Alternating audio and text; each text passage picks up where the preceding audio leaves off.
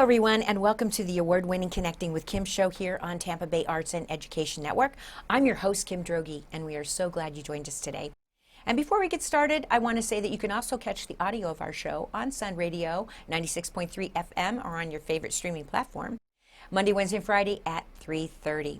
And before we start the show, I always like you to like and follow my Instagram, Facebook, and X account so that you can find out the latest information about the show, our guests, my on-air wardrobe, which is provided by my sponsor, the Spring of Tampa Bay, who have been providing safe spaces and empowering services for survivors of domestic violence and their children for 50 years. And they're going to have another monumental year this year, offering new and expanded services for this population. And we are so grateful to them. So, we have another great show coming up today. I've been looking forward to this for a while. I met this gentleman last year, actually. And when I met him and I saw a presentation that he gave, I was like, you just have to be on my show. So without further ado, and you're going to want to know all about him, I guarantee it, I want to introduce Brian Bokor, who is a state-certified residential appraiser and who also is the managing partner of Bokor's Corner Realty and Bokor Properties. And in a few minutes, when we start talking to him, you're going to know exactly why I wanted him on the show. Welcome to Connecting with Kim, Brian. Thank you. Thank you very much. I really appreciate you being here and you inviting me. It's an honor. Oh, I was really looking forward to it because, as I said to you when I first met you last year, you just have to be on my show because this is what you do is so valuable and so needed in our expanding Tampa Bay developing community. So we have a formula on the Connecting with Kim show. It never fails us, so we don't change it because why mess with success, right? Absolutely. So we like to give our guests at the top of the show a few minutes, and they can take as long as they want, to kind of step us through their life journey. And that usually brings us to the topic that we're going to talk about because you never know when somebody out there watching or listening has shared something in common with your background, right? Point. Right. So there you go. Well, thanks. Real quick, born in Chicago, moved to North Carolina at my teen years, went to school at NC State, North Carolina State, graduated there in '86, and got a job with Allstate Insurance. And they moved me to Fort Lauderdale, actually Boca Raton. Right out of college, Boca Raton, couldn't ask for a better position. No, not at all. Perfectly. so everything started out really great there. I was with Allstate for about 13 years. I traveled the country. I lived in Chicago, I lived in Sacramento, eventually made it to Tampa. And I just got kind of tired of the corporate job. What were you doing for them? I was a financial analyst. Okay. I worked in the controller department. Budgeting was my main priority, so I did a lot of budgeting for Allstate. A lot of financial analysts looking over numbers, basically. Yeah. And so I became an Allstate agent, actually, for a while in Parrish, Florida. I lived in Parrish. I worked out of Parrish in the late 90s. And I realized that I enjoyed being out of the office. So I ended my Allstate career in about 1999, and me and my wife opened up an appraisal company called Appraisal Services ASAP, and we actually moved down to Cape Coral, Florida. And we stayed in Cape Coral for about 5 years doing appraisal services work, and then eventually ended up in Tampa again. And so basically ever since, I'd say 1997, we've been in Tampa. We've been doing appraisal work. My wife's a broker, so she does real estate work, and we've also rehabbed and flipped a few homes. So we've got a lot of different aspects of the real estate industry under our belt. Appraising, sales, purchasing, flipping houses. We actually built a house ourselves. So you get a whole gamut. Yeah, pretty much. The whole gamut. There's not much that we haven't run across in real estate. Yeah. And so and being in real estate is always an interesting story, isn't it? Because you never just when you think you're never going to be surprised, you get surprised again, right? Everything was growing great till in 2005, 2006 we were on top of the world. Right. In 2008 we're at the bottom of the world. Yeah. I mean, literally everybody knows. Yeah. 2007 was the big financial crash, and 2008 the Great Recession, and so that really wiped us out.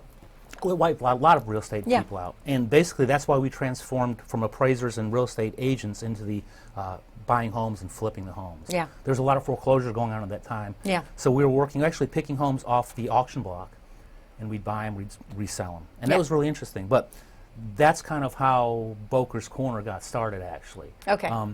It was in 2014. I'll just go into the story. Yeah. It was in 2014. I was walking my dog. Same path we walked hundreds of times. exactly the same path. And one day, there's this big yellow sign in my way. It's 4 feet by 3 feet, had a bunch of numbers on the top, had a bunch of people's names and information, and I'm just going, what is this and why is it here? And so basically I went back home that night, I called the number on the sign, and I started researching, and I found out that directly adjacent to my property, they were building an 81-unit multi-family apartment complex. And I don't know about you. Lucky you. I don't know about you, but when you find out your new neighbor is going to be 81 apartments, you kind of have to go, do I really want that in my backyard? And that's what started this whole journey. That's the whole thing. And let's take a step back. Yes. Okay, so folks, let's take a step back, because one of the reasons why I was at this presentation that Brian was giving that day at the chamber was that Brian has a Facebook page and now a newsletter, and we're going to talk about that. And he is the absolute go-to source for many people in Hillsborough County, particularly South Hillsborough and East Hillsborough County, because that's where all the development's taking place. And so he is the go-to source for people to find out what the heck is happening next in our neighborhood. So let's go from there. Thank you for saying well, that. It's absolutely true. Well, I you know really it. appreciate that. Yeah, I don't want to take that title away from anybody, but no one does it. And I think that's, you do it. You know, Kim, that's kind of why I continue to do it, because there's nobody else that does it. And me personally, being an appraiser, it's really important for me to know what's being built, obviously. But it's also important for my neighbors to know what's being built, and for the people that are living in neighborhoods that are surrounding this. Transparency. I'm a big fan of transparency. Well, there's no reason to hide it. Why should it be hidden? There shouldn't be any reason to hide it. And when you're driving your path to work and you see something being changed, trees coming down, fences going up, and there's no signs, there's no notification, I mean, that's going to impact you down the road. Exactly. And I think you deserve to know what someone's building in your neighborhood. Yeah. And so that's really the reason why I've continued on this path, because obviously development's not stopping. No. And I try to continue keeping people up to date with as much progress as I can. Yeah. And I know some people don't like progress, some people do like progress. So it's kind of one of those teeter-tot, balancing beam. A lot of people love the development and what it brings, but a lot of people don't like the development because what it brings, the traffic. Traffic. Yeah, it's a double-edged sword. So I'm not anti-development. No. But development should be withheld. It should be some kind of, I don't know what the word exactly is, way to control it a little bit better than it's being controlled right now. Well, and I think, you know, Michael Owen is a guest in this chair on a regular basis, and we have this discussion every single time he's in the chair. Okay. You know, a lot of the development that is being lamented about in South County right now, where I happen to live, and you're pretty close to me, is development that was planned or approved 25, 30 years ago. Yep. And that development was part of somebody's retirement plan, right? So you can't, and so what didn't happen, unfortunately, in South County a lot, is the infrastructure did not get built. So these things were coming down the pike. They were going to come in 25 to 30 years. But unfortunately, those commissions, and none of those people are here anymore, did not keep pace with the infrastructure. So now the piper's got to be paid. The development's coming due. The person wants their, as you would if you made retirement plans, right? You'd want the money, right? It's not fair to say you can't have the money, right? Or we have to change it. And so now these developments happen, and unfortunately, we don't have the infrastructure to support it. Absolutely. It's I know for a long period of time, actually, Hillsborough County, this goes back to impact fees. So when developers build things, they've got to pay an impact fee. Right. Hillsborough County was behind the other, like Pasco, Polk, Manatee. Our impact fees were actually lower than their neighboring counties. So that actually drove development into Hillsborough.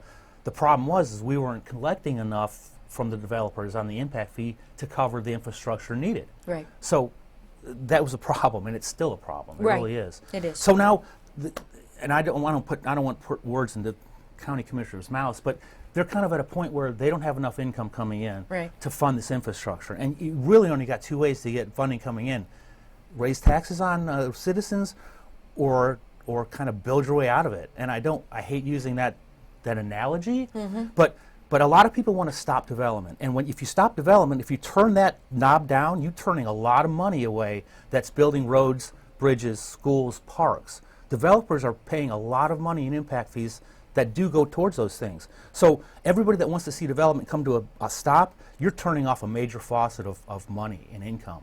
And that would leave the BOCC, the only option, raise taxes on us. And as you see, and nobody likes that. Well, with this BOCs especially, yeah. this BOC is very stringent about not raising taxes. So if they're saying no more taxes, that money that we need to improve our infrastructure has got to come from somewhere. And they're looking for developers and impact fees to bring that money in. So again, shutting off development when you need funds to build roads is probably not going to happen. Well, and the other thing I think we need to make our audience understand is you are not going to stop development. So I mean, I used to say that my community, Sun City Center, if they could put a dome over the 16 square miles of Sun City Center and charge people a fee to come in and out of the dome, they would, all right? Because they wanted everything to stay exactly the way it is. Yes. I mean, that's not even a reasonable expectation of life. And then you have, so we kind of had two things hit Florida simultaneously, particularly the Tampa Bay area, which is a lot of baby boomers retiring. They kind of all came of age and retiring at the same time. And number two, COVID. And COVID hit us, and all of a sudden people started realizing in other communities elsewhere that if they did not have the ability to go outside, right? We had the ability to go outside during COVID. And our shutdown was very, our governor made sure our shutdown was very, it's a great point. So two things kind of happened to us at the same time. And so now, and then all these development projects that were approved 25, 30 years ago started coming due. So it was like a triple whammy, and you cannot fix infrastructure overnight, people. That's a great point. The COVID thing and the working from home really changed the dynamics. I mean, I from an appraiser, from my wife as a broker, we could definitely see the influx of people coming from out of state, specifically to move to Florida. No state taxes. You move from a state with state taxes to Florida, you're saving a boatload of money right off the bat. And the cost of property down here was lower than where they were moving from. It was at that time, chances are they could sell their house in New York and pay cash for the house down here and still make money. Right. So it was a perfect storm. Well, it was a great storm for the people moving here, but it was a bad storm for the people who lived here. Yeah. So that's a great point. So you had the convergence of the retirees plus the convergence of the COVID people, and that basically ate up a lot of the inventory that we had. That's another problem is, like you were saying about all these projects that were waiting dormant, that took off, they actually were selling out as soon as they were being built. Exactly. So the inventory was basically nil. It was very hard to find places for people. Well, and also the Fed was raising rates. So now you got to, if you have to take a mortgage, the Fed is raising rates. So now the cost of buying a home is increasing, and people can't afford it, so they want to rent, and now there's not places to rent. So if you're just joining me on Connecting with Kim, because we're going to go into, I have in the chair Brian Bokor, who is the most he's a state certified real estate agent. He also has a realty company and property management company, but he has this Facebook page and newsletter where he and people also write into him asking, what is happening on this road, this corner, this development, whatever. And you do a fantastic job of keeping people up to date. I really appreciate that. Yeah. One thing I want everybody to know, I know that you said basically it's the South. I cover a lot of Southeast Hillsborough County. And really the only reason I cover only Southeast Hillsborough County is the way that Hillsborough County is actually set up. Because there's Tampa's a city, right? Temple Terrace is a city, right? Plant City's a city, and everything else is unincorporated. Right. So 1.5 million people in Hillsborough, 1.1 are unincorporated. So 73 of every 100 people that live in Hillsborough County live in unincorporated Hillsborough. We've got the major pull, okay? Right. Going back to my point, City of Tampa, Temple Terrace, and Plant City all have different jurisdictions, and they do rezonings differently. Right. And so the reason why I focus on Southeast Hillsborough is because unincorporated Hillsborough has the database that is very knowledgeable, for an appraiser, very easy to read. Right. So that's why I really focus on just Riverview, Brandon, Fishhawk, Ruskin, Apollo Beach, Gibsonton, those areas. Yeah, but that's where all the development's happening. Exactly. I mean, you can go down a road. I've had instances lately where if I did go down a road within the last 2 weeks, or maybe, and then I go down that road, and I'm driving down the road, and I'm looking going, oh my God, what is going up there? Yeah, it's the pace of development down here is really incredible, and I think that's why I really, another thing I think I want everybody to know about, but we really want to help people. Yeah. It's not about the money at all. It's once again going back to when you live in an area or you live in a neighborhood or your drive is impacted by something they're building, transparency. You should know what's being built there. You might be their biggest customer. I mean, it might be something you really love. So, right. So I encourage everybody, first of all, go to the page, see what the page is all about. It's Bokor's Corner. Yeah, Bokor's on Corner. Facebook. Yeah. There's a bokorscorner.com website. Right. And there's a Bokor's Corner newsletter that you can sign up for on the Bokor's Corner's website. Right. So there's a lot of different ways to get to me, which is exactly what we want. Real quick, Facebook, I'm not 100% sold on Facebook being a very viable product to deliver the news. Right. I mean, social media and news usually don't go very well together, and I'm trying to make it work. But yeah, You're doing a great I'm job, I have to trying. tell you. So again, You're in my feed every day. thank you. So I'm still using Facebook as my platform, but I think having a website will allow me to be able to Yes. break off. Yes. And if Facebook does go down, Right. if Facebook does start charging, Right. at least people have a place to go to. So once again, I encourage everybody, if you see something when you're driving around that broke ground, that cleared trees, you have some fence going up, and you can't find it on my page, you can DM me. Right. Text me, DM me, ask me what's going on, give me a location. All I really need is a map. Once again, Or a photograph. a map, a That photograph. helps so much, right, people? Just a You know. corner, just a street sign showing the corner. Right. But anything, like I told Kim earlier, a map's worth about 10,000 words in my world. Right. You know, I can look at a map of Hillsborough County and pretty much tell you what's going on anywhere. Yeah. But if you tell me the corner of 301 and Starkey, I wouldn't know what you're talking about. So if you see something when you're driving around that you want answered, please just go ahead and DM me with a map and give me a general idea of what you're looking at, and I'll try to answer your question as well as I can. There's excuse me. Oh, sure. Take a drink. This is tough. This is thirsty work we're doing. There's a couple of things. I mean, in development world, there's a rezoning parts of things, and then there's permitting parts of things. So Right. if you're working with a raw piece of land, you're going to probably have to rezone it. And that's the rezoning, and everything that happens with rezoning is in one database. And the rezoning is where people, if they have a problem or if they have an opinion that's negative towards the project, the rezoning stage is where you have to speak up. Right. Okay, because once it gets approved in the rezoning stage, it's pretty much a go. too far gone. Yeah.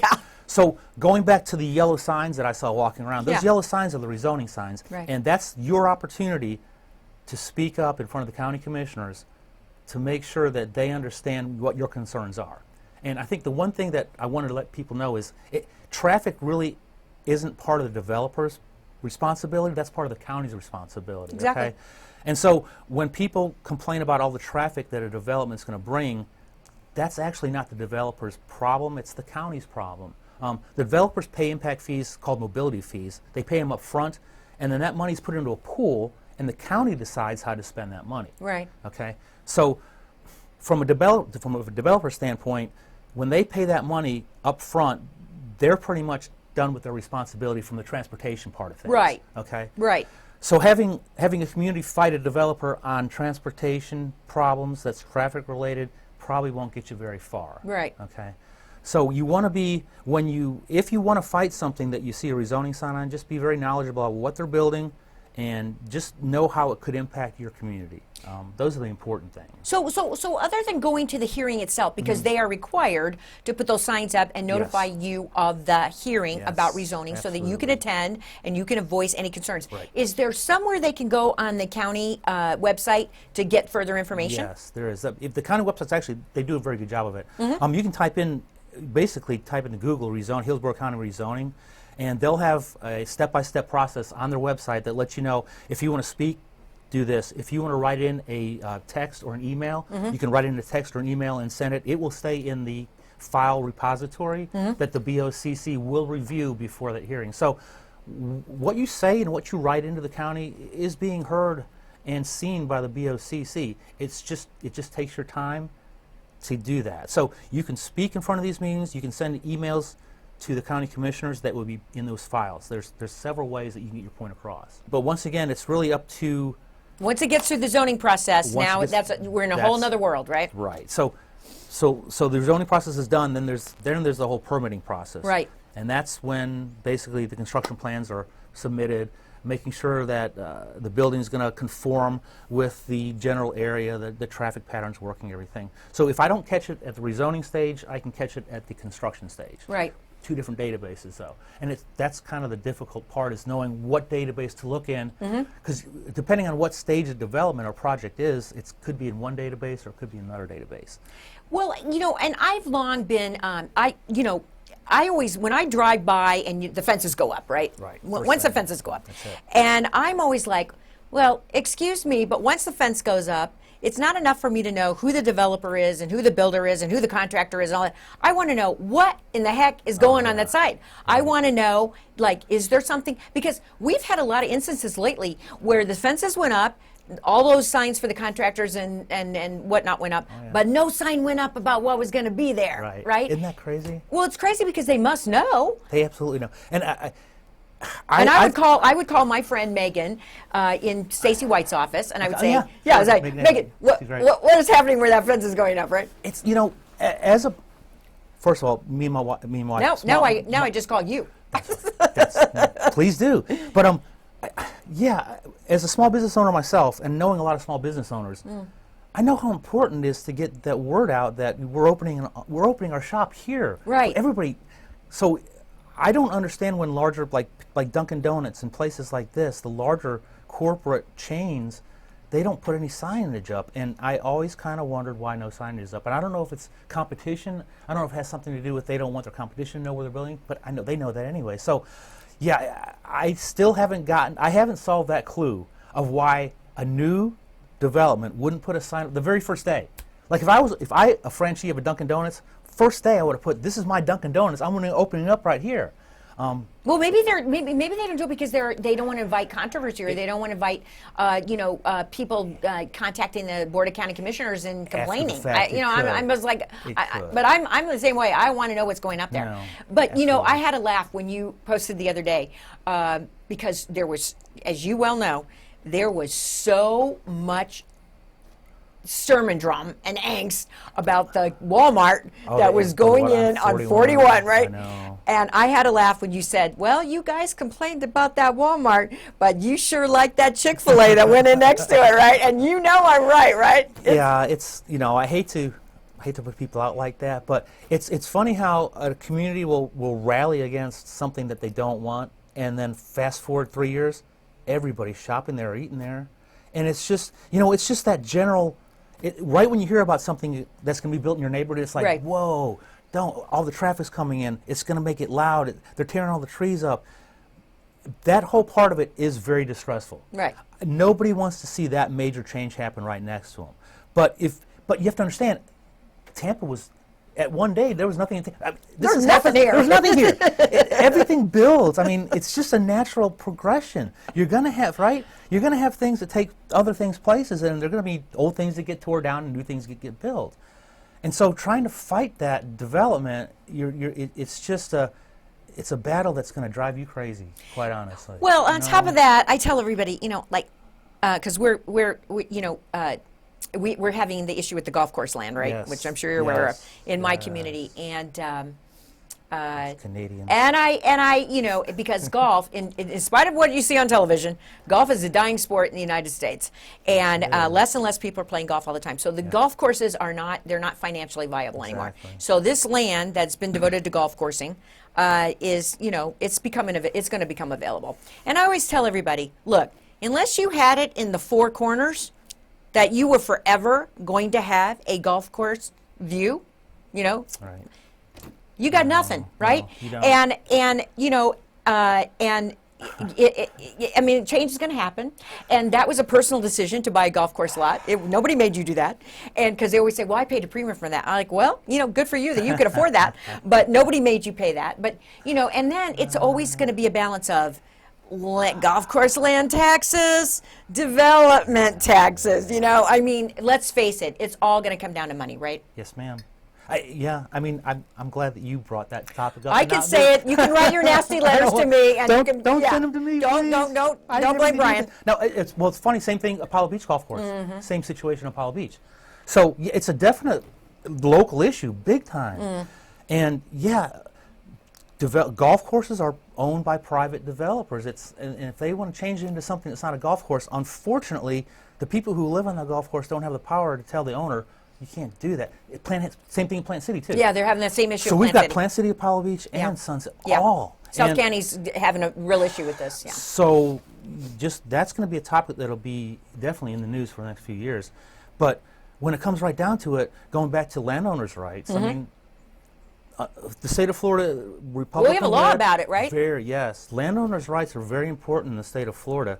And if you own a piece of property, and if you want to develop that property to its highest and best use, Highest and best use. that's your prerogative. That's right. Regardless of what And your we can't neighbors keep you say. from doing that. No, so it's very controversial. And, I feel, I do, because I We know. feel your pain.